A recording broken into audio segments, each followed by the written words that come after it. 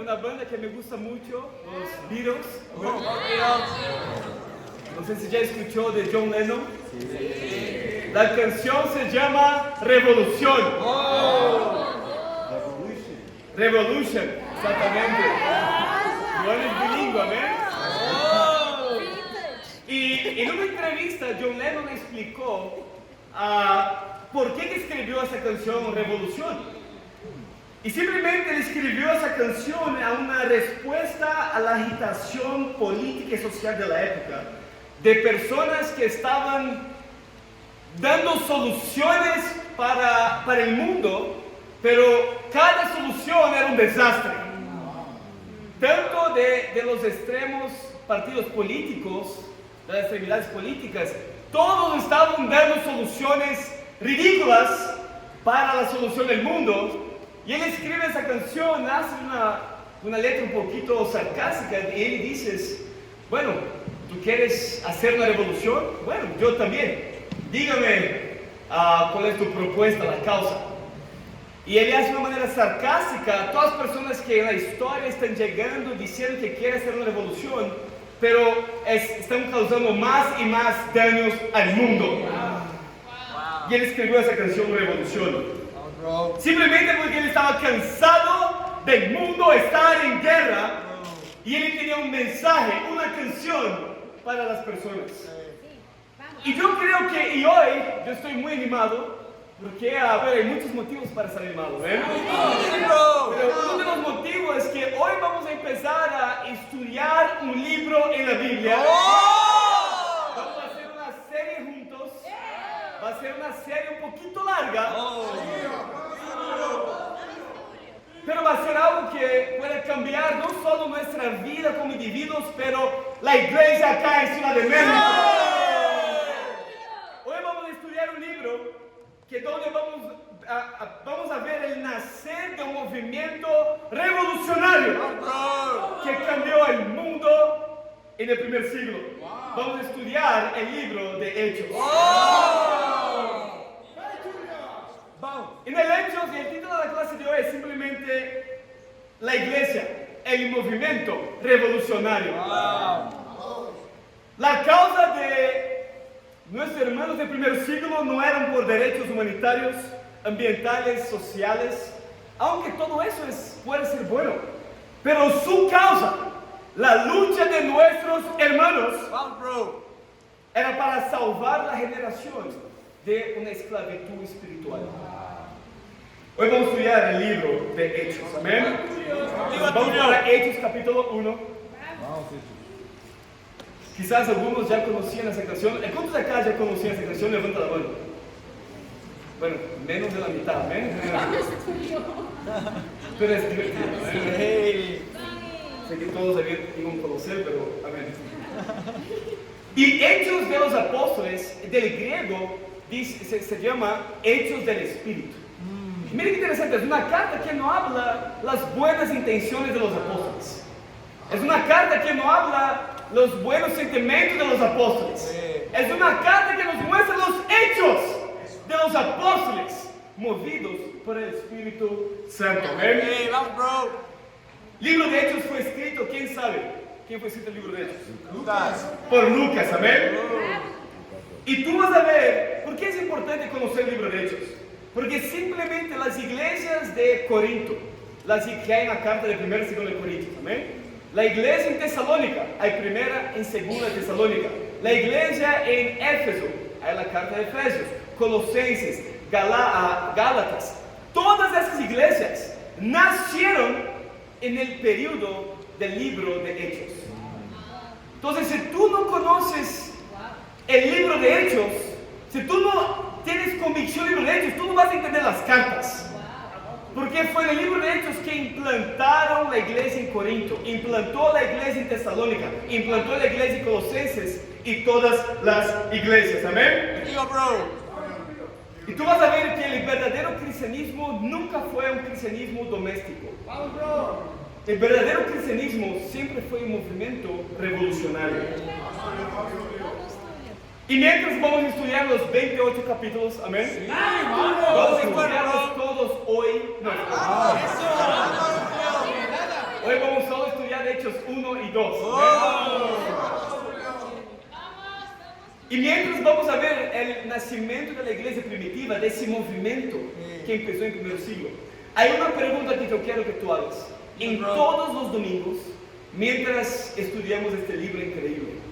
La pregunta es simplemente esa: si todos en la iglesia fueran como yo, ¿qué tipo de iglesia sería? Esa es la pregunta que vamos a hacer mientras estudiamos el libro de Hechos. Si todos en la iglesia fueron como yo, ¿qué tipo de iglesia sería? ¿Sería un movimiento revolucionario o doméstico? Vamos para Hechos capítulo 1. ¿Están conmigo, hermanos? Hechos 1, vamos a ver acá. Quien escribió fue Lucas, amén. Versículo 1 dice: estimado Teófilo, en mi primer libro me referí a todo lo que Jesús comenzó a hacer y enseñar hasta el día en que fue llevado al cielo, luego de darles instrucciones por medio del Espíritu Santo a los apóstoles que había escogido. ¿Cuál era su primer libro? Libro de Lucas, amén. Versículo 3. Después de padecer la muerte, se les presentó dándoles muchas pruebas convincentes de que estaba vivo. Durante 40 días se les apareció y les habló acerca del reino de Dios. Amén. Es una carta a Teófilo. ¿Quién es Teófilo? Bueno, hay muchos argumentos ahí, pero Teófilo, si tú rompes el nombre, significa amigo de Dios. Y es la misma audiencia que Lucas empieza el libro de Lucas, estimado Teófilo. Amén. Es una carta a todos los amigos de Dios. Amén. Si tú vienes acá y no quieres ser amigo de Dios, no quieres una relación con Dios, esa carta no es para ti. No solo esa carta, pero todas las cartas de la Biblia. Tú te vas a sentir un poquito como un pez fuera del agua, ¿entiendes? Vas a sentir, wow, ¿a qué horas va a terminar el servicio? ¿Entiendes? ¿Cuánto tiempo falta para terminar? ¿Cuánto tiempo tengo que escuchar ese extranjero hablar? ¿Entiendes? Yo tengo que hablar con alguien más. ¿Cuál es el mínimo? Si es así, el punto es que en su corazón tú no quieres nada con Dios. Pero yo estoy seguro que yo estoy en una sala de personas que quieren ser amigos de Dios. ¿Amén? Por lo tanto, estimado Teófilo, dice que cuando Jesús resucitó, Él aún quedó 40 días acá en la tierra. Yo tengo solamente 3 puntos para nosotros. Para ver el aprender de la iglesia primitiva, ese movimiento que empezó y se esparció por el mundo entero conocido en aquel tiempo. Primer punto: convicciones revolucionarias. La Biblia dice que después Jesús resucitó, pasó 40 días, mira eso, y Él habló sobre el reino de Dios. Una de las cosas que me fascina acá, hay muchas cosas, amén, pero después de que Jesús fue torturado, golpeado, azotado, sufrió, fue clavado en la cruz. Después de eso, mira eso, de haber realizado algo increíble, Jesús no terminó y fue al cielo. La Biblia dice que le retrasó ir al cielo por 40 días. Imagina eso. Tú ya había cumplido con la profecía de morir por los pecados de la humanidad. Ya había sido sepultado, resucitó, y en vez de ir directo al cielo, tú eliges retrasar un poquito el cielo por 40 días. Y Jesús que conocía el cielo. Palestina, primer siglo. Cielo, Palestina, primer siglo. ¿Qué Jesús dice? No, yo no terminé todavía. Quiero que las personas sepan lo importante que es el reino de Dios. Yo quiero preguntar, ¿tú tienes convicciones revolucionarias? ¿Tú tienes convicciones sobre el reino de Dios? ¿Sabe, hermanos? Es un reino espiritual. Y algo que fue fundado en el reino de Dios, yo quiero compartir la escritura con ustedes, que está en Juan capítulo 13, vamos para allá. Contigo, bro. Juan 13. Predica, bro. ¿Llegaron todos? Digo, bro. Juan capítulo 13. Contigo, bro. En la última cena, miren lo que Jesús dice. Juan 13, versículo 34. Este mandamiento nuevo les doy, que se amen los unos a los otros. Así como yo les he amado, también ustedes deben amarse los unos a los otros. De este modo, todos sabrán que son mis discípulos si se aman los unos a los otros. En el reino de que Jesús viene a establecer en la tierra, el impacto que va a causar sería por el mensaje, ya vamos a estudiar eso, pero por el amor entre los discípulos. Algo que es increíble, hermanos, sinceramente, ver a todos los días, acá tenemos un grupo de WhatsApp, amén, de todos los universitarios. Y tú despiertas y lo que tú ves es centenas de personas estudiando la Biblia diariamente. Tú ves lo que Dios está haciendo en UNAM, en UAM, en Poli, en muchas universidades, y todos están sacando fotos de los bíblicos, ¿entiendes? Es increíble ver lo que Dios está haciendo. Pero cada mensaje es increíble. Pero hay otra cosa, que es lo que hace discípulos, que es el amor entre los discípulos. Y es una área que yo creo que nosotros debemos crecer. ¿Cómo? ¿Por qué tú ves que debemos crecer? Miren Hebreos capítulo 10. Dinos, Julio. Hebreos capítulo 10. Y estamos creciendo, ¿eh? Pero esa es la vida cristiana.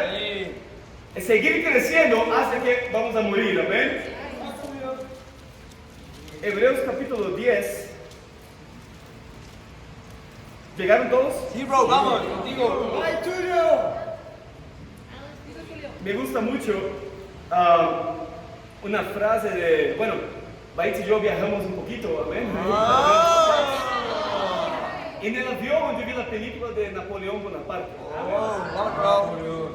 Y es increíble aprender un poquito más ahí, pero hay una frase que él dice que me impactó muchísimo. Napoleón dijo eso: Alejandro el Magno, César, Carlos y yo mismo fundamos imperios, pero ¿a qué fundamento solidamos nuestros imperios? Con base de nuestra fuerza. Solo Jesús fundó su reino con base del amor. Y por eso miles y miles de personas están dispuestas a morir por él. Napoleón Bonaparte. ¿Sabe, hermanos? ¿Tú crees que la pregunta que debemos hacer? Somos un ministerio que evangeliza, pero somos un ministerio conocidos por nuestro amor. Y es eso donde creo que Dios quiere llevarnos, ¿amén? Miren Hebreos capítulo 10. El bueno que la Biblia nos deja muy claro de cómo Dios espera que tú me ames y que yo te ame. Amén. Dios tiene una expectativa conmigo. ¿Sabes la expectativa que Dios tiene conmigo y con Juan? Dios espera tuyo. Dios espera que tú ames a Juan como yo te he amado. Vamos, Juan. Y después dice Juan, yo espero que tú ames a Andy como yo te he amado. Andy, yo espero que tú ames a Diana como yo te he amado. Y eso es increíble porque quita cualquier pensamiento que el amor es subjetivo, es relativo. Pero yo no creo en eso. No importa lo que crees, importa lo que Jesús define, lo que es amor, amén. Contigo, Tulio. Mire Hebreos capítulo 10, versículo 23. Dice, voy a poner el tiempo de nuevo. Hebreos 10, 23. Mantengamos firme la esperanza que profesamos, porque fiel es el que hizo la promesa. ¿Quieres mantener firme como la esperanza que profesas? ¿Quieres? ¿Sí? ¿Quieres o no? Versículo 24. Preocupémonos los unos por los otros, a fin de estimularnos al amor y las buenas obras. No dejemos de congregarnos, como acostumbran a hacerlo algunos, sino animémonos unos a otros, y con mayor razón, ahora que vemos que aquel día se acerca. Lo que la Biblia dice acá es increíble. Estaba entrando una mala costumbre en la iglesia, de los discípulos parar de congregarse en algunas partes. Él dice, no, No dejemos de congregarnos como acostumbran ser algunos, sino preocupémonos, implicando que esas personas no se preocupaban las unas por las otras.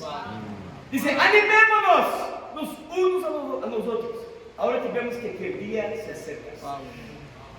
¿Sabe, hermanos? Algo que sin duda, imagina, el servicio ahora, Dios ha bendecido mucho el ministerio universitario. Hemos llegado a 60 discípulos, amén. En tan poco tiempo, y es solamente el inicio.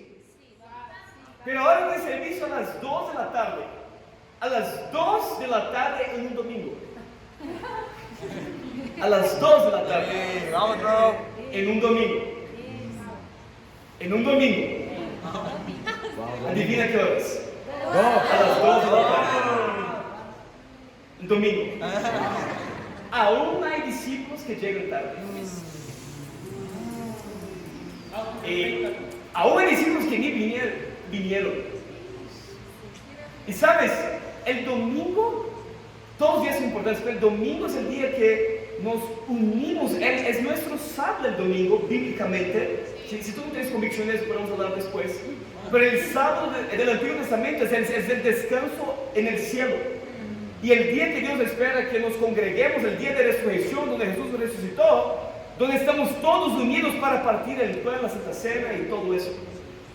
Pero saben, hermanos, el domingo es el día más importante donde vamos a escuchar la Santa Cena también.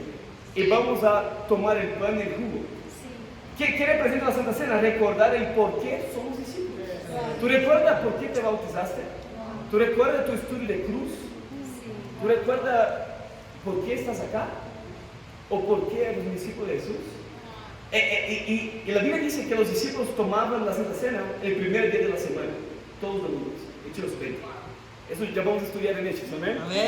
Pero uno de los motivos que quiero estudiar Hechos con nosotros es primero para dar convicción, no yo, pero la Biblia, dar convicción al ministerio que se parte. No es más un club de amigos diferente, no es más un club más animado que otros clubes.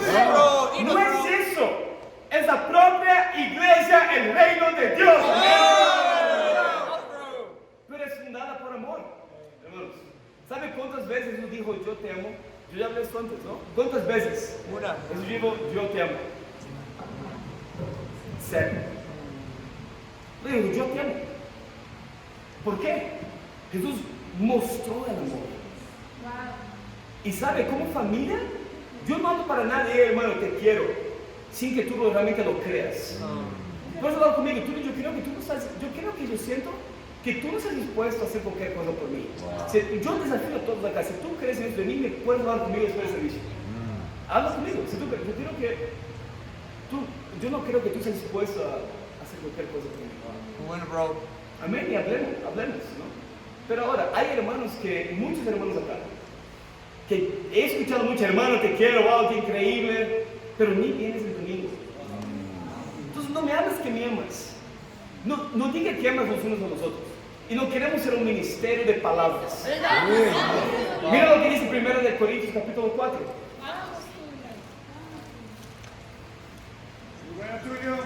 1 Corintios capítulo 4, versículo 20. Estamos hablando sobre el reino de Dios, amén. Pero ¿por qué el reino de Dios? Bueno, Jesús habló por 40 días sobre el reino de Dios. ¿Crees que es importante saber el reino de Dios? Sí, bro. 1 Corintios 4, versículo 20. ¿Llegaron? Acá la Biblia dice, porque el reino de Dios no es cuestión de palabras, sino de poder. El reino de Dios es una cuestión de poder. Y no de lo que dices que va a hacer. No de lo que dices que amas a alguien.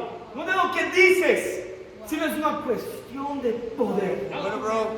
Ese fue el impacto de la iglesia primitiva. Se veía poder y no eran palabras. Yo quiero llamar a todos acá, hermanos, a tomar una decisión colectiva de nunca más llegar tarde en el servicio de domingo. Nunca más. Ahora, hay excepciones, algo pasó, no hay problema. Hay excepciones, hay imprevistos, pero como es por pecado, es una cuestión de arrepentimiento. Yo quiero llamar a todos a tener convicciones, porque sin duda son convicciones revolucionarias. Vamos a regresar en Hechos capítulo 1. Contigo, bro. Hechos 1. Imagina, si Dios te habla ahora mismo, quiero que tú ya vengas al cielo conmigo. Tú hablarías como, espera un poquito, déjame enseñar más sobre el reino. ¿No sería increíble eso? Decir, calma, solo espera, me dé más tiempo acá en la tierra, sufriendo más, solo para que yo pueda estudiar la Biblia con más personas. Eso fue Jesús. Hechos 1, versículo 6. Vamos a llegar allá. ¿Llegaron todos ahí? Voy a tener que saltar un poquito ahí. Versículo 4.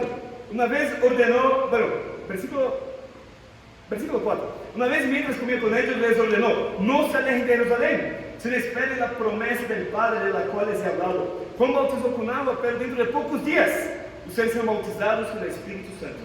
Entonces los que estaban reunidos con él le preguntaron: Señor, ¿es ahora cuando van a establecer el reino de Israel? No les toca a ustedes conocer la hora ni el momento determinados por la autoridad misma del Padre, les contestó Jesús. Pero cuando venga el Espíritu Santo sobre ustedes, recibirán poder y serán mis testigos tanto en Jerusalén como en toda Judea y Samaria y hasta los confines de la tierra. ¿Ven? ¿Y qué se trata el libro de Hechos?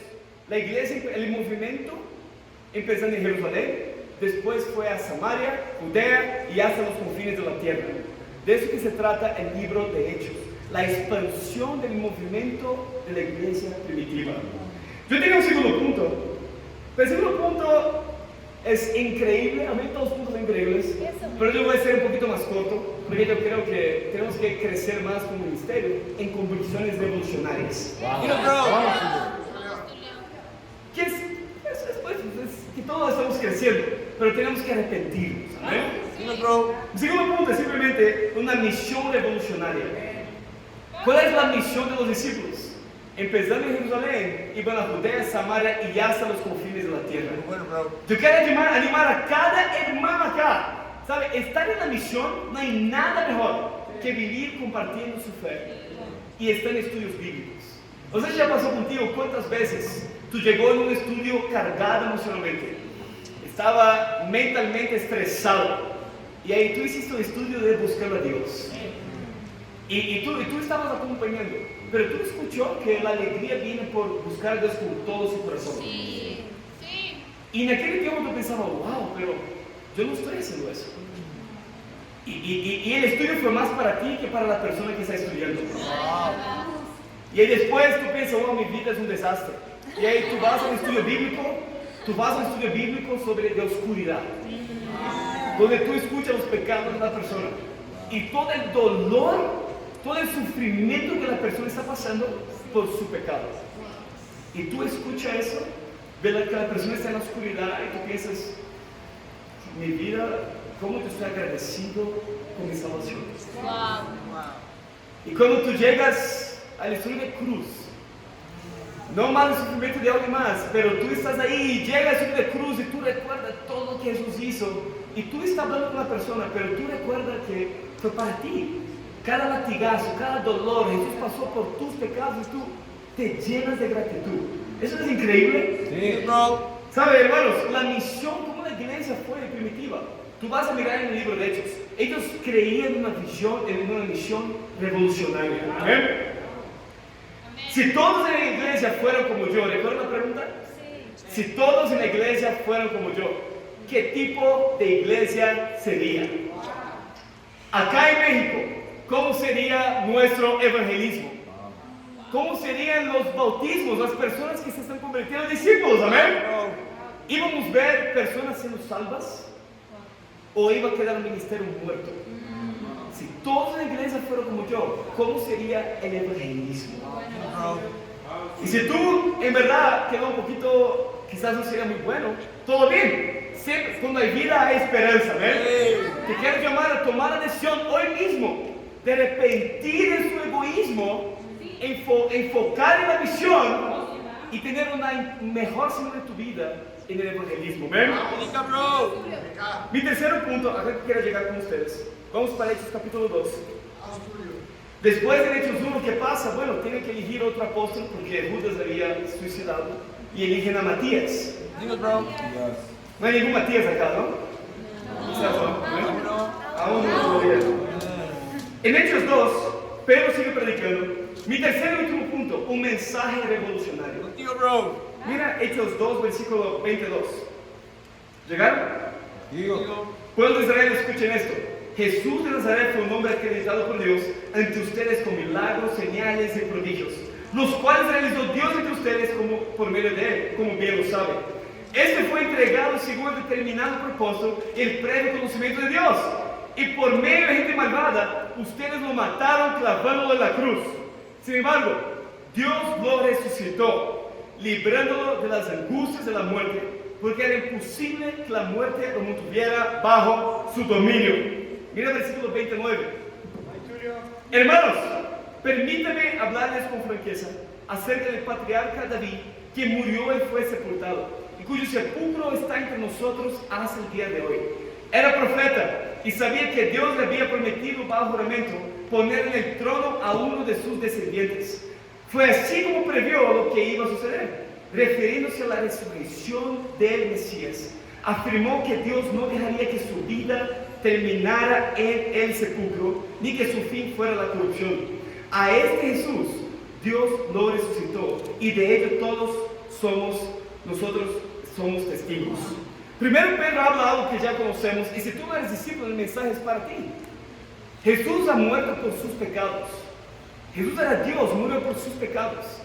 Fue sepultado, resucitó físicamente.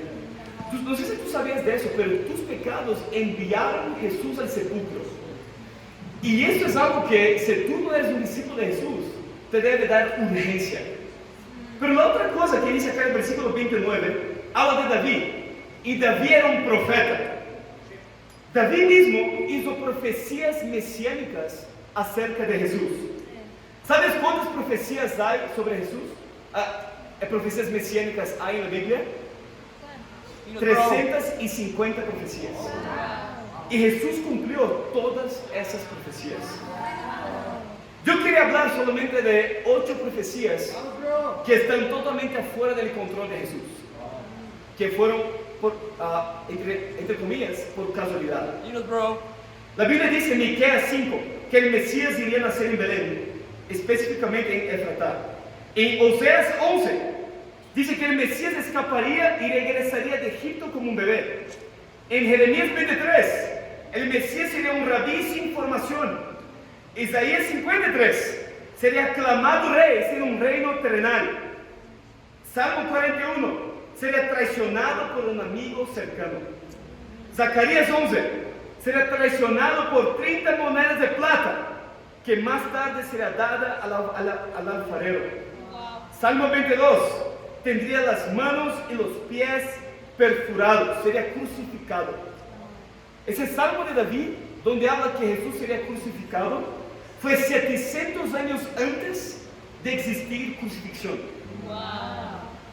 La crucifixión fue inventada por los asirios y empleada por los romanos después.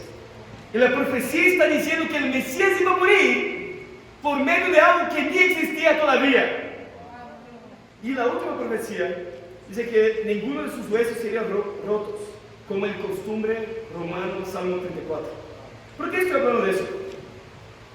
Yo quería hablar un poco de matemática con ustedes. ¿Están conmigo? Dos profecías representan con precisión el escenario, las tradiciones desconocidas, las acciones específicas de los soldados romanos y de otros eventos que ninguna persona podría orquestar antes de su muerte, utilizando la ley matemática de la probabilidad. Amén. ¿Están acá los de poli? Amén.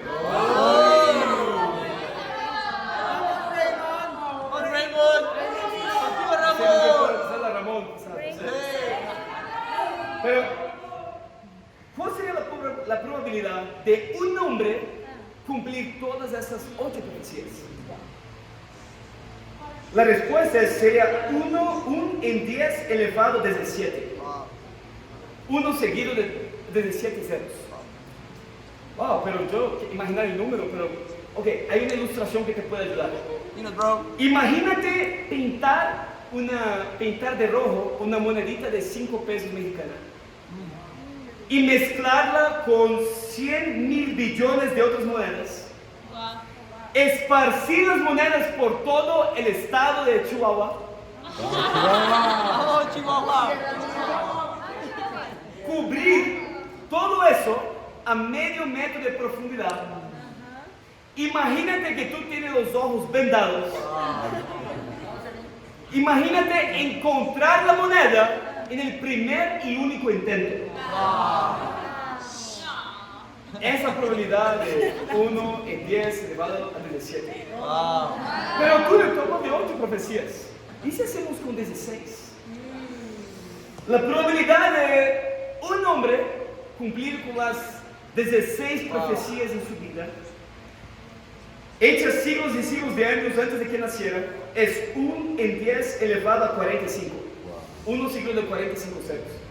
¿Recuerda la monedita? Vamos a utilizar el mismo ejemplo. Imagínate que hacemos una gran pelota en el espacio y tenemos una gran pelota llena de monedas y tenemos la Tierra como el centro de esa pelota y el perímetro de esa pelota en el espacio va 30 veces más la distancia de la Tierra del Sol, 30 veces más allá. Recuerda, tiene 2 moneditas, una monedita pintada de rojo. ¿Cuál sería la chance? Tú vendado, ir directamente a la monedita. Esa es la probabilidad matemática de él cumplir con 16 profecías.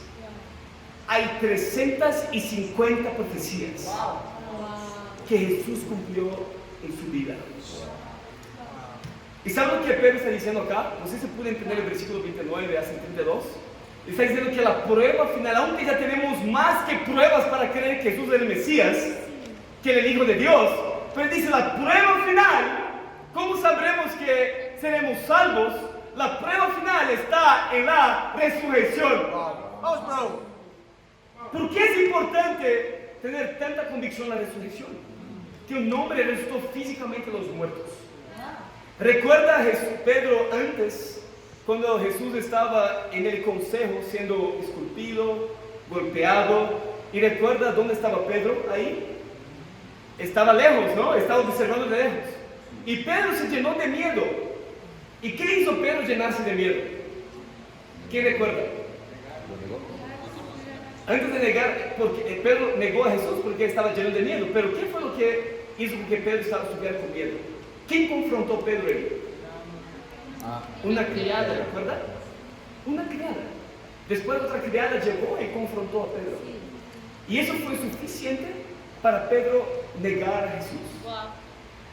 Hechos 2 es 50 días después de lo que miramos ahí de Pedro negando a Jesús. 50 días después. Pedro está en el mismo lugar donde Jesús fue crucificado. Y está predicando a miles y miles de personas. Está totalmente expuesto. Y está dando para todos de Jerusalén. Ustedes mataron a Jesús. Y murió por sus pecados. Y Dios lo resucitó. ¿Cómo que un hombre cambia tanto en 50 días? Antes eran 2 criadas, ahora él está predicando a las multitudes, a los judíos. ¿Qué cambió? La resurrección. ¿Qué tanto Pedro creía en la resurrección? Es una buena pregunta. La Biblia dice que la tradición que Pedro murió crucificado de patas arriba. Porque él dice que él no quería él no le gustaría morir de la misma manera que Jesús murió. No merecía morir de la misma manera que Jesús murió. Y él fue crucificado de patas arriba. Jacobo, hijo de Zebedeo, hermano de Juan, fue decapitado por Herodes. Andrés, hermano de Pedro, fue crucificado en Grecia. Felipe fue apedreado y crucificado después. Natanael fue desollado vivo y decapitado. Tomé fue apuñalado en su espalda por una lanza en India. Mateo, el Leví, el colector de impuestos, ¿recuerda? Sí. Él fue decapitado. Jacobo, hijo de Alfeo, fue apedreado hasta la muerte en Jerusalén. Simón el Zelote fue cerrado por la mitad. Judas, hijo de Jacobo, fue golpeado hasta la muerte. ¿Qué tanto ellos creían que Jesús había sido resucitado? Antes estaban con miedo cuando mataron a Jesús. Recuerda que estaban con miedo en una casa. Pero ahora nadie muere por una mentira. Ellos vivían un mensaje revolucionario. ¿Y cuál fue el impacto de ese mensaje? Vamos a ver acá, versículo 41. ¿Están conmigo? Contigo, bro. Hechos 2, 41. Así pues, los que recibieron su mensaje fueron bautizados. Y aquel día se unieron a la iglesia unas 3,000 personas. Se mantenían firmes en la enseñanza de los apóstoles, en la comunión, el partimiento del pan y en la oración. Todos estaban asombrados por los muchos prodigios y señales que realizaban los apóstoles. Todos los creyentes estaban juntos y tenían todo en común. Vendían sus propiedades y posesiones y compartían sus bienes entre sí, según la necesidad de cada uno. No dejaban de reunirse en el templo, ni un solo día. De casa en casa partían el pan y compartían la comida con alegría y generosidad, alabando a Dios y disfrutando la estimación general del pueblo. Y cada día el Señor añadía el grupo de los que iban siendo salvos. En un día 3,000 fueron bautizados. Y dice que diariamente la iglesia en Jerusalén, personas estaban siendo salvas. Todo empezó en Jerusalén. Pero mire el crecimiento de la iglesia. Yo voy a leer con ustedes muchas escrituras, pero ustedes no tienen que acompañar allá. Yo voy a pedir para Albert ayudarme con las escrituras. En Hechos 2, 3,000 fueron bautizados. Un año después, Hechos 4, versículo 4. Dice, alabaron, pero muchos de los que oyeron el mensaje creyeron. El número de esos, contando solo los hombres, llegaba a unos 5,000. Wow. Hechos 5, versículo 14. Dice, y seguía aumentando el número de los que creían en el Señor. Wow. Hechos 6, versículo 1. Dice, en aquellos días, al aumentar el número de los discípulos. Versículo 7. En la palabra de Dios se difundía. El número de los discípulos aumentaba considerablemente en Jerusalén. Incluso muchos sacerdotes obedecían la fe. Sacerdotes, líderes, hombres de opinión estaban siendo convertidos ahora. Hechos 9, versículo 31. Mientras tanto, la iglesia disfrutaba de paz, a la vez que se consolidaba en toda Judea, Galilea y Samaria, pues vivía en el temor del Señor e iba creciendo en número, fortalecida por el Espíritu Santo. Hechos 11, versículo 21 y 24. El poder del Señor estaba con ellos y un gran número creyó y se convirtió al Señor. Pues era un hombre bueno, lleno de Espíritu Santo y de fe, y un gran número de personas aceptó al Señor. Acá dice que en Antioquía, la iglesia de Antioquía llegó más o menos a 40,000 discípulos, perdón. 40,000 discípulos en Antioquía. Hechos 2, versículo 24. Pero la palabra de Dios seguía extendiéndose y difundiéndose. Hechos 13, versículo 49. Dice, la palabra del Señor se difundía por toda la región. Hechos 14, versículo 1 y 21. Dice, en Iconio, Pablo y Bernabé entraron como de costumbre en la sinagoga judía y hablaron de tal manera que creó una multitud de judíos y de los que no son judíos. Versículo 21. Dice, después de anunciar las buenas noticias en aquella ciudad, de ser muy discípulos, Pablo y Bernabé regresaron a Listra, a Iconio y a Antioquía. Hechos 16, versículo 5. Dice, y así las iglesias se fortalecían la fe y crecía en número día tras día. ¿Qué iglesia crecía en número día tras día? Jerusalén. Ahora no solo la iglesia en Jerusalén que crecía día tras día. Las iglesias en Asia, en Grecia, estaban creciendo día tras día. Hechos 17, versículo 6, terminamos con esto. Pero como no lo encontraron, arrastraron a Jasón y algunos otros hermanos ante la autoridad de la ciudad, gritando, esos que han trastornado el mundo entero han venido también acá. ¿Cómo era conocido los discípulos de la iglesia primitiva? Como trastornar el mundo entero. Esa era la reputación de los hermanos de la iglesia primitiva. Ahí es en Tesalónica. Transformaron el mundo entero. ¿Cuál fue el impacto del primer siglo? Si tú ves el segundo siglo, hay un historiador cristiano llamado Tertulian y él dice eso, en el segundo siglo. Dice, somos de ayer y ya llenamos vuestras ciudades, islas, campos, a su palacio, a su senado y el foro. solo los hemos dejado a vuestros templos. Lo que él está diciendo, nosotros estamos en todas partes. Estamos en las islas, estamos en los campos, estamos en el palacio, estamos en el senado, estamos en todos los lugares. Solo hemos dejado sus templos paganos de la mitología griega, que con tiempo se lo quitaron eso también. Pero sabes, Hechos 1, hermanos, es el inicio de un movimiento revolucionario. Y así como dijo John Lennon hizo un sarcasmo con: cuéntame de tus soluciones para una revolución. Yo quiero una revolución también, pero ¿cuáles son tus soluciones? ¿Es eso? ¿Como más destrucción? ¿Es un cambio político? Yo ya escuché de todo. Y eso solo destruye el mundo cada día tras día. Estamos hablando de una revolución, pero no cualquier revolución. Una revolución por la única causa que importa.